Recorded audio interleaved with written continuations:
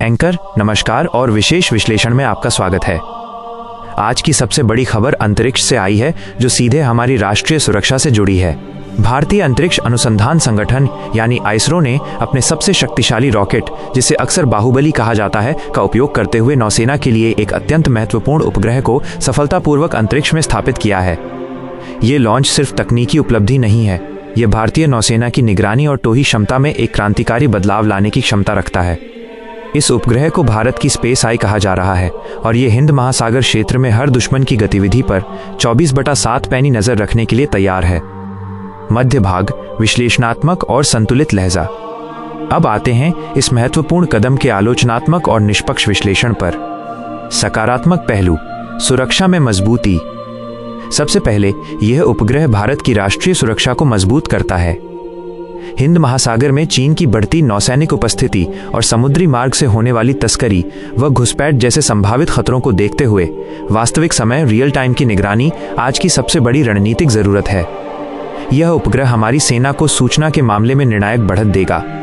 ये एक game changer साबित हो सकता है। सकारात्मक पहलू, आत्मनिर्भरता।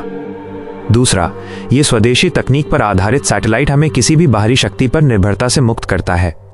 यह इसरो की तकनीकी क्षमता और आत्मनिर्भर भारत की दिशा में एक और बड़ा कदम है। आलोचनात्मक चुनौतियां, क्या ये पर्याप्त है? लेकिन निष्पक्षता बनाए रखते हुए कुछ चुनौतियां और आलोचनाएं भी हैं। कई विशेषज्ञ मानते हैं कि भारत को अभी भी रक्षा उपग्रहों की संख्या और गुणवत्ता के मामले में वैश्विक महाशक्तियों से प्रतिस्पर्धा करने के लिए लंबा सफर तय करना है। एक सैटेलाइट, चाहे वो कितना भी उन्नत क्यों न हो, एक व्यापक और मजबूत नेटवर्क की जगह नहीं ले सकता, ताकि निगरानी में कोई अंधा क्षेत्र, ब्लाइंड स्पॉट न रहे।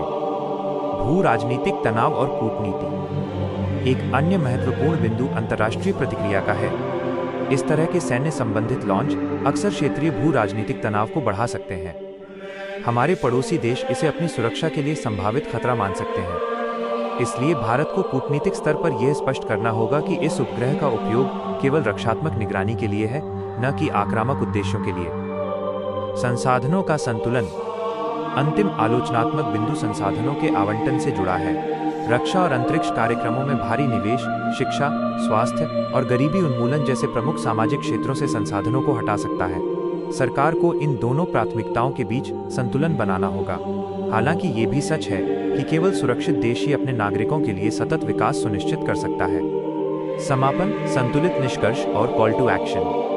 संक्षेप में कहें तो आईएसआरओ का यह सफल मिशन भारत की सुरक्षा और तकनीकी संप्रभुता के लिए एक बड़ी उपलब्धि है। ये हमारी नौसेना को अद्वितीय रणनीतिक लाभ देगा, लेकिन इसके साथ ही भारत को अंतर्राष्ट्रीय कूटनीति और सतत विकास के प्रति अपनी जिम्मेदारी को भी नहीं भूलना चाहिए।